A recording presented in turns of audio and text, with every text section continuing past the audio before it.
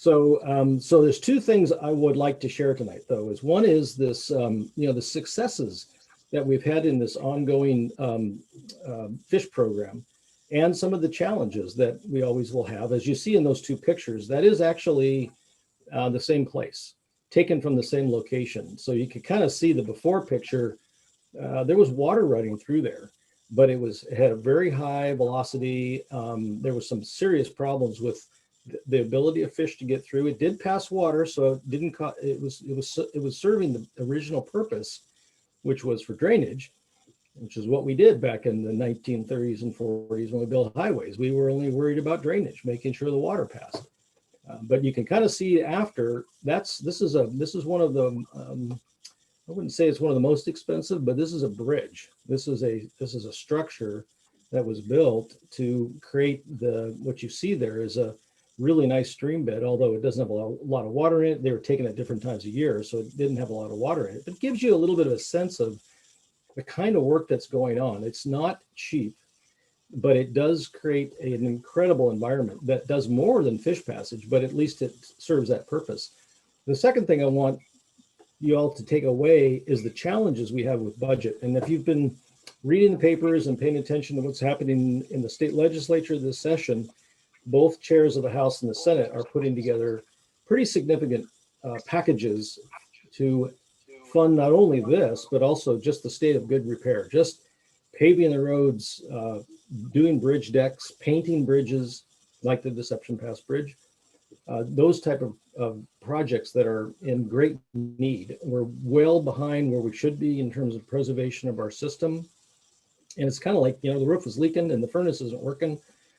And then all of a sudden someone says, well, we also want you to go on a tour of the United States and tell all your stories, and you need to buy 16 plane tickets and hotel reservations. And we're going, whoa, we haven't got any money for that. What are you doing? We got to take care of the basics.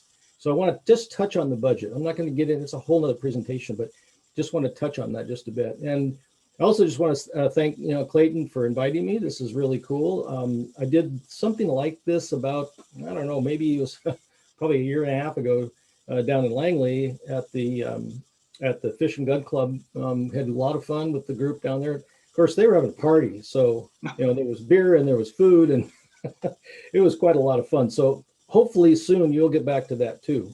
So the beer and the food didn't arrive at your house yet?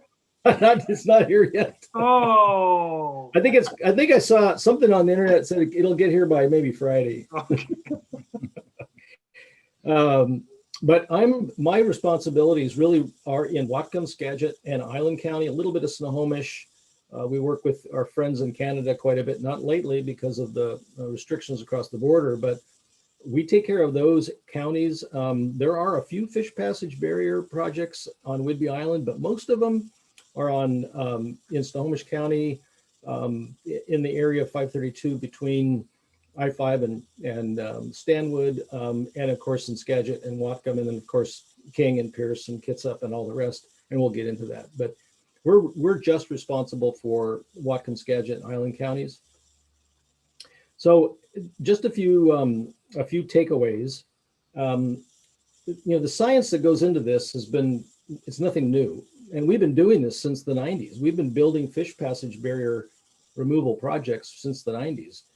And the issue really boils down to we're going too slow. And several tribes said, you're not moving fast enough and you're not going to restore salmon runs and do your part unless you get going. So they filed suit against the state and they won in a lower court. We took it, we appealed that all the way to the U.S. Supreme Court.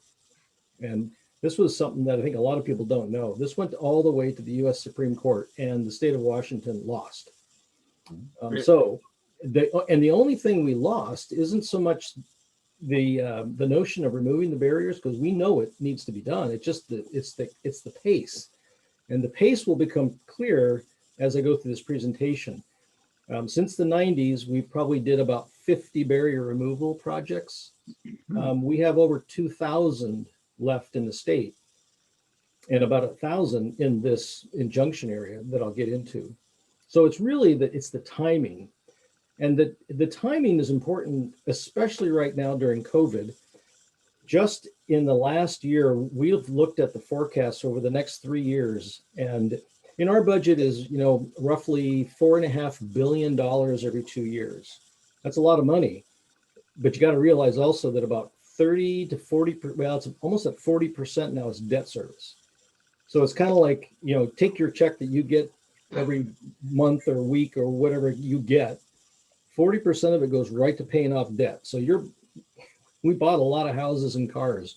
We've got a lot of debt to pay, and that's based on packages that the legislature has passed over the last 20 years. So it's not like we're rolling in money, even though it's a big budget. It's all earmarked, and a lot of it goes to debt service. So when you see these numbers, 340 million over the next 3 years, and that's just from gas tax revenue going down because of reduced volume. We're hovering around that 10% reduction in traffic. Sometimes it doesn't look like it, but when we count statewide, we're seeing about 9% right now, 10%. And ridership on the ferries is down over 20%, and our toll lanes are also down about 25%. And when you roll that up over the next 10 years, and this is really important, over the next 10 years, we're gonna lose what we would have gotten otherwise, about $1 billion. And remember that $1 billion that we would have gotten if it weren't for the impacts from COVID. And again, this is a forecast, it could change. We might go back to normal in 6 months and everything goes back and maybe it won't be so bad. Maybe it gets worse, I hope not. I'm positive, or I'm optimistic it won't be, for a lot of reasons. So really what I said before is that it's not the fact that fish barriers are a problem, are not a problem. We know they're a problem. And this is the definition that the Supreme Court gave us. We shall design and build fish passage to pass all species of salmon at all stages of life, at all flows where fish would naturally seek passage. And so the 3 ways we're allowed to do this, or we're told to do this, I shouldn't say allowed, we're told to do, is either have no impact by not having a stream cross a roadway. Now you'd think we'll rip up highways and get rid of them. No, it's like maybe move the stream. And there's an example of that I'll show later. So moving the stream is not a bad strategy. It's a lot cheaper than moving the road. Or build a big bridge, like I showed in the front page of the presentation, a full span bridge. I mean, those can be $4 million. That's a lot of money. Or do stream simulation and basically do a culvert in what they call full bank width, which is it's a method for figuring out how big the bed of the stream needs to be. It may not necessarily need a full bridge. And that's usually where we try to land because it tends to be the most cost effective, but not always. So this picture here on the right shows the junction area. And as you can see, it's pretty much Western Washington, except for some of the counties, down near the Oregon border. So it's kind of like all of the drainage into the Central Puget Sound into the Strait of Juan de Fuca. And I said before that there's about 2,000 barriers statewide and about 1,000 in this lightly, the unshaded area, which is the injunction area. And like I said before, we've been doing this since 1990. So we've already corrected about 73 barriers. And that's as of June. And, if you think about that, that's opened up about 329 miles of block, which was blocked before to salmon and steelhead. So, think about that. Rivers, 329 miles of rivers, and that's just 73 barriers. So you can imagine once we get all the whole 1,000 done in the injunction area, that could be a massive improvement to fish rearing and habitat. And then there's a couple, the next 2 boxes kind of talk a little bit about, there's some nuance about what we have to do by 2030. That's the date, which is only 9 years away now. 2030 has kind of come up pretty quick. So about 400 of those have to be done by then. The rest of them are allowed to be done because they're not as effective in opening up habitat. They're going to be done as needed as we do other projects. So if we're coming through and doing a paving project, we'll need to do the fish passage project at the same time, which will certainly add cost to that, but at least we don't have to do it before 2030. So it gives a little more time, and time is the issue because that's money. And so why is it important? Well, it's pretty obvious that it's, improves fish and habitat, and the injunction tells us we have to. And here's an example of if you've been up on SR 542 Mount Baker Highway outside of Bellingham on the way up to Deming. The picture on the left is what it looked like down on the ground, and the fish they can't go up that. It just, I don't know what they were thinking. That's just crazy. I went down there when we first investigated this one, and it's like, how are you going to fix this? They said with a very, very big bridge. And so the picture on the bottom is the bridge and it's hard to tell for scale, but that's over, I think, 60 feet high. It's huge.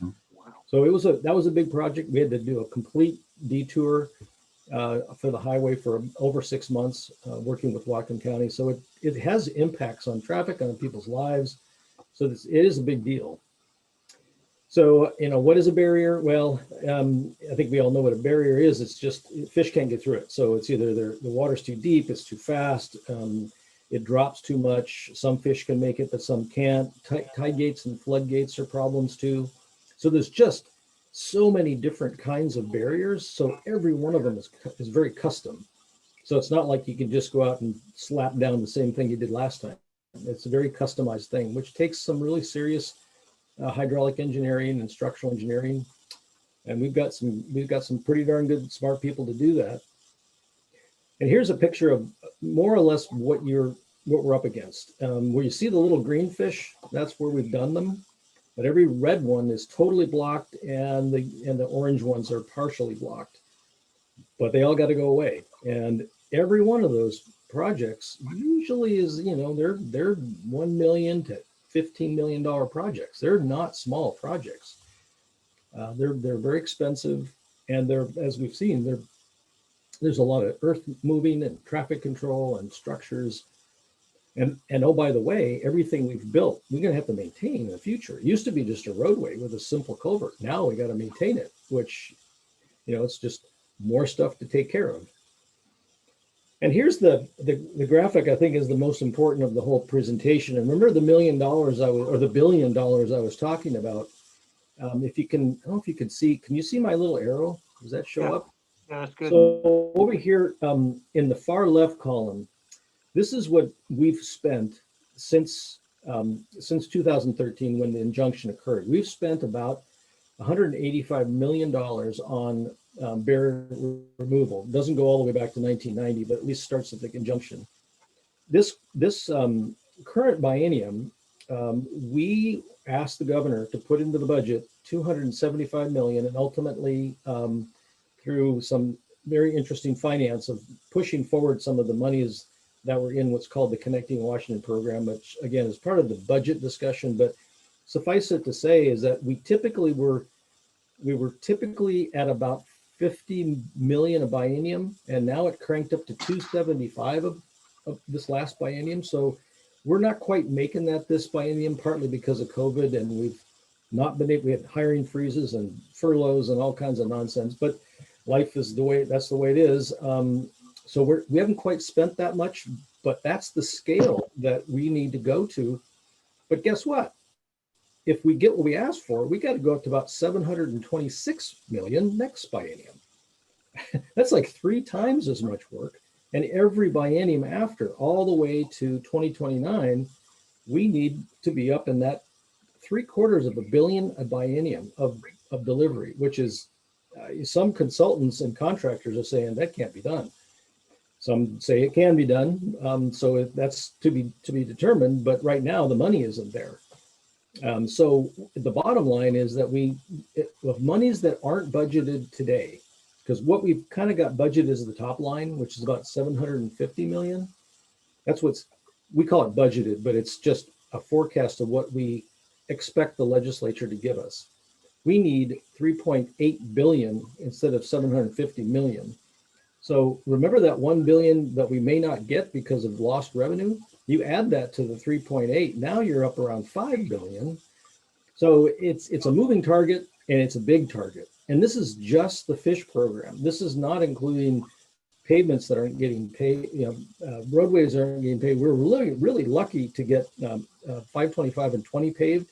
a couple years ago. We got a huge paving job done. That was before the bottom started dropping out on our revenue, and that was all pre-COVID.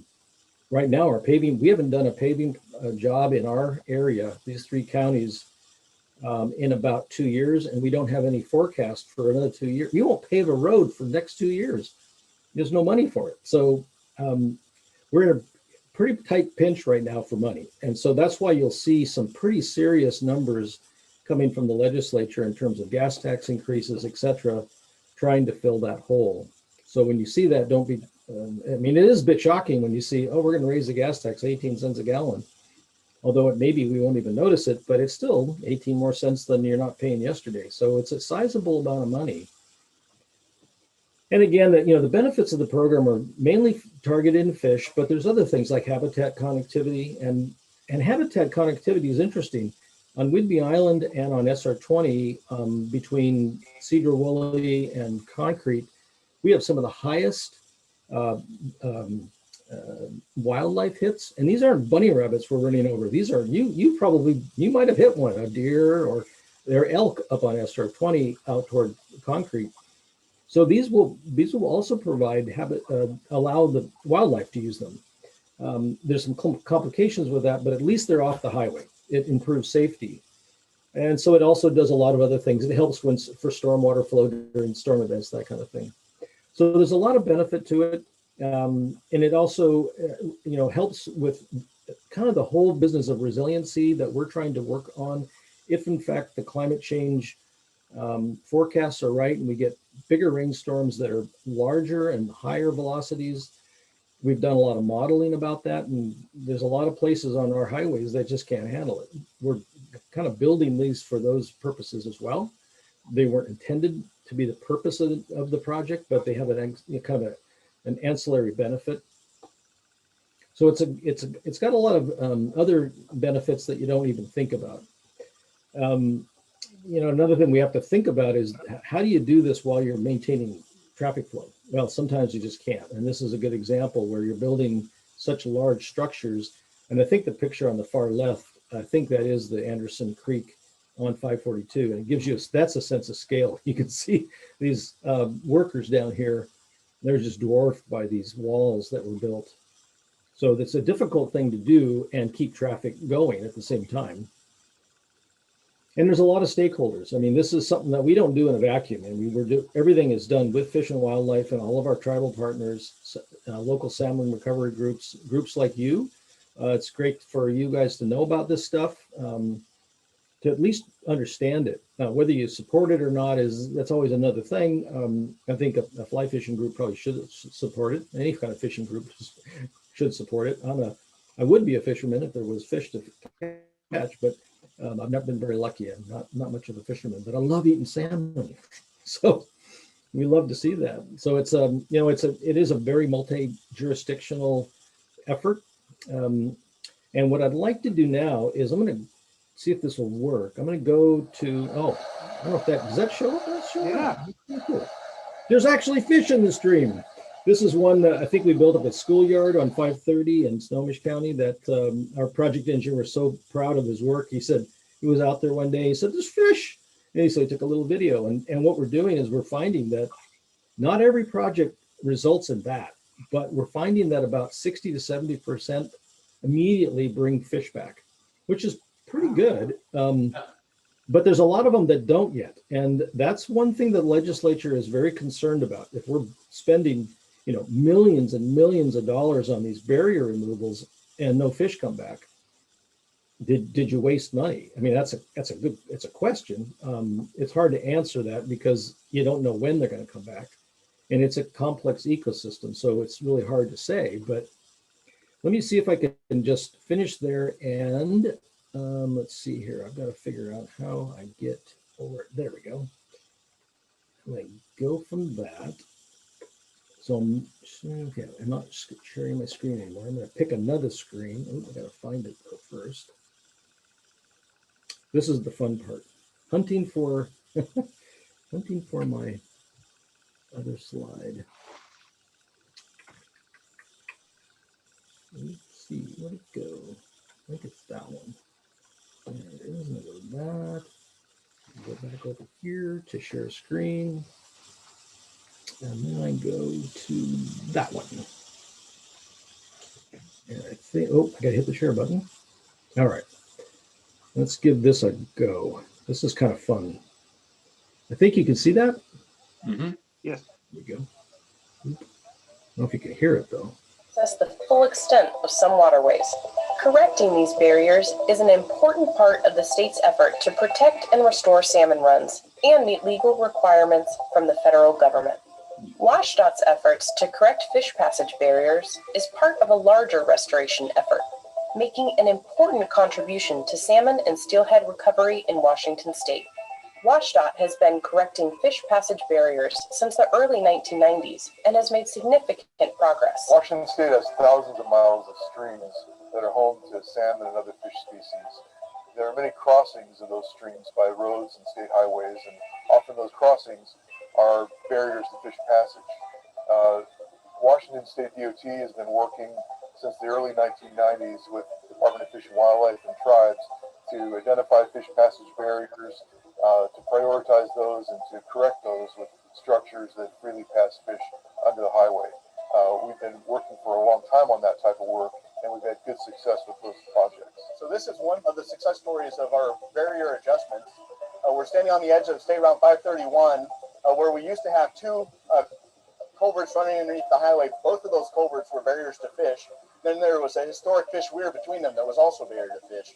Rather than shut down traffic here, we made the decision it was best for the fish, the stream, as well as the traveling public to just move the entire stream outside the roadway.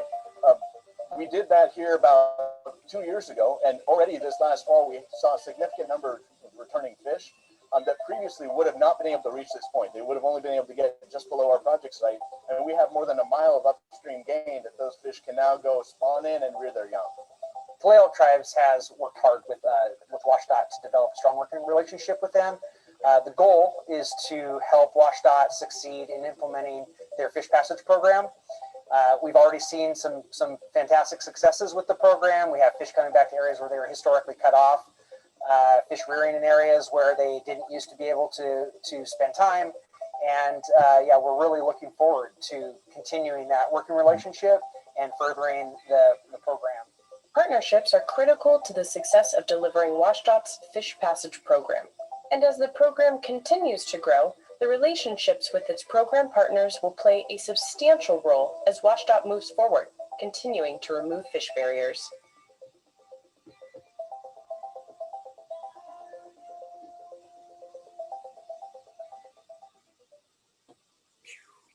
Alrighty. So that is the end of the presentation. Uh-oh, I better stop my. I got another one coming up here. I always hate that when the auto plays on. There we go. Well, I hope that was helpful. If you got questions, I hope I can answer them. I can't answer them all, but I can at least get back to you if I don't. Right.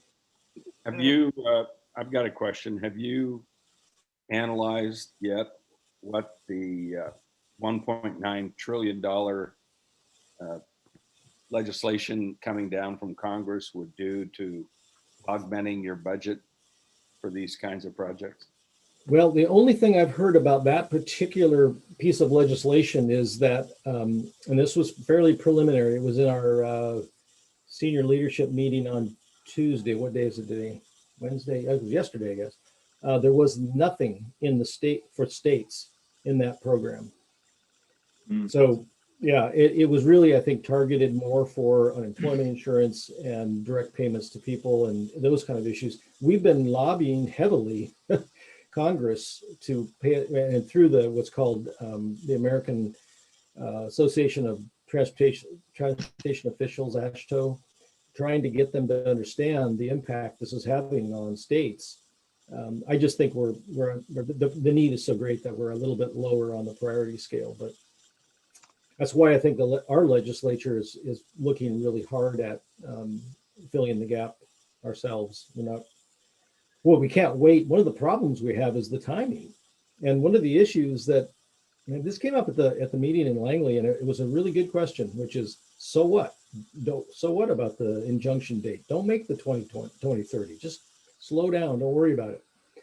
Well, the problem with that is it's a US federal injunction. So what that means is that the courts can say to Federal Highway Administration, which is the federal funding that we get, the state shall put all their federal money into the fish passage program. And oh, by the way, they can also say anything you've spent federal money on that's associated with that state money, you got to spend that on it too.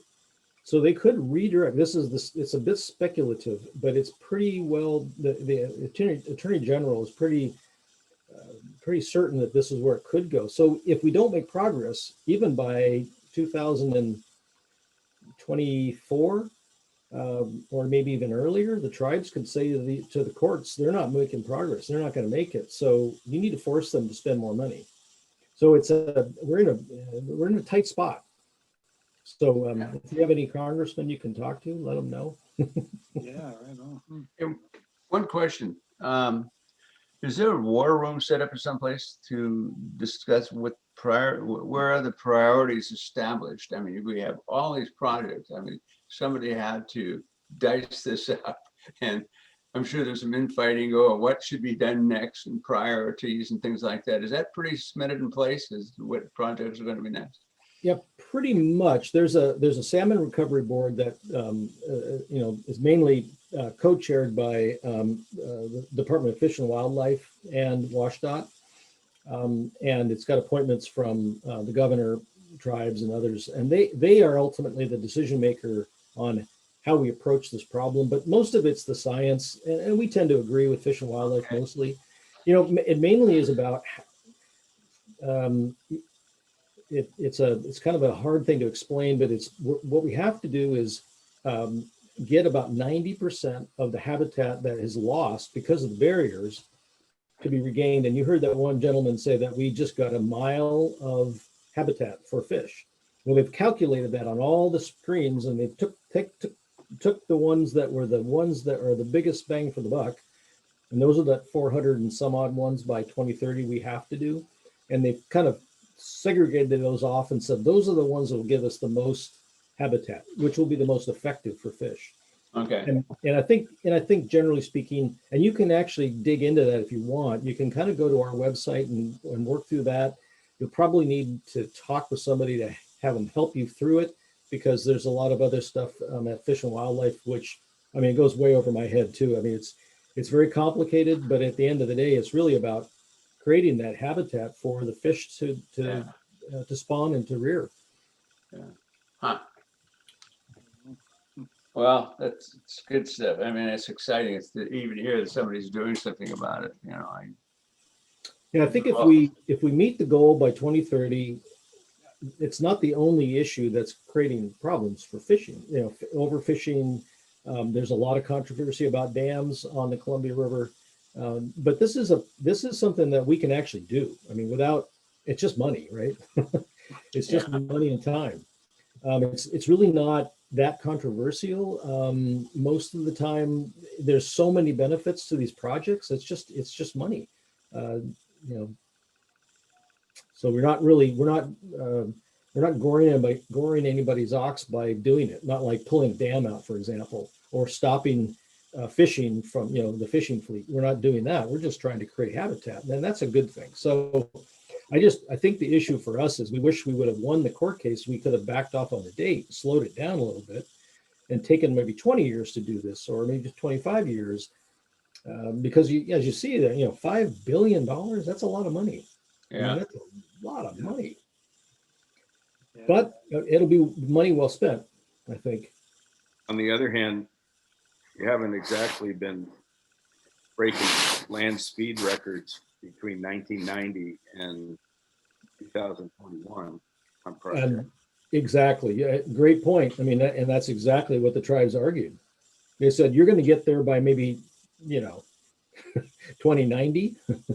They didn't have any confidence it was going to happen. And so that's where it boiled down to. The push came to shove. And there's been a lot of conversations I've had over the last year or so. Why don't we now sit down and figure out how we can work together better? And I said, no, that ship sailed. That's done. we have a court order. We got to do this. There's no dealing making. There's no deals to be made. It's like the last gentleman from I think it's from the Tulalip. They get it. They're trying to do the best they can to help us. They don't have money, and they will hold our feet to the fire, but they're doing everything to help us, like with permitting and that type of thing. So I think we've got as good a relationship we can get. It's just money. Todd, Yeah.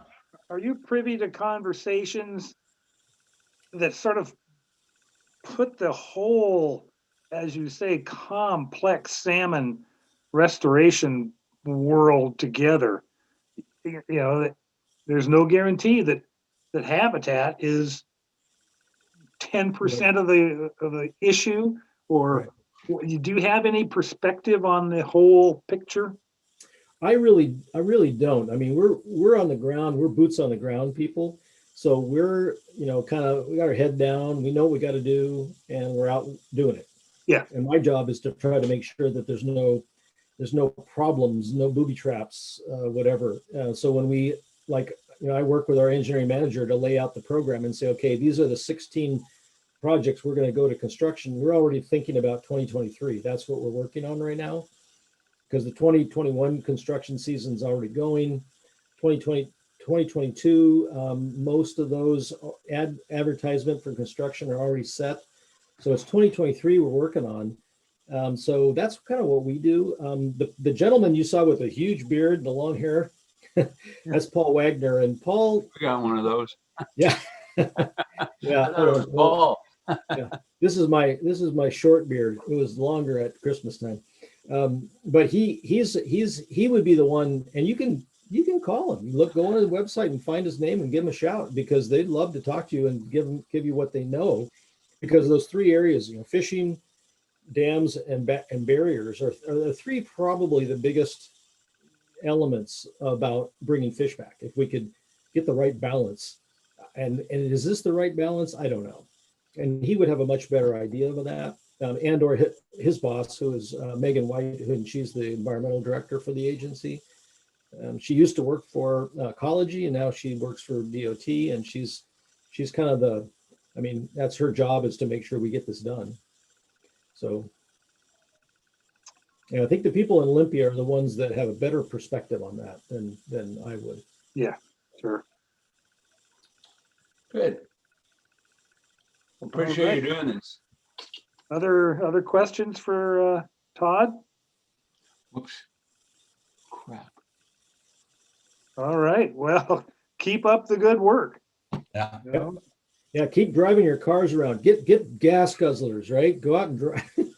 It's an ironic thing, at one hand, we're about lower the VMT, drive electric cars, and all that stuff. It's like, but wait a minute, then we don't make money. So we're kind of in a conundrum. Yeah. There's Well, going to be a lot of talk about taxation here in the next few years. Indeed. Yeah. Well, I appreciate the invitation, and if you ever want an update, I'd be more than happy to do that at any time. And great. Thank you, Todd. Great.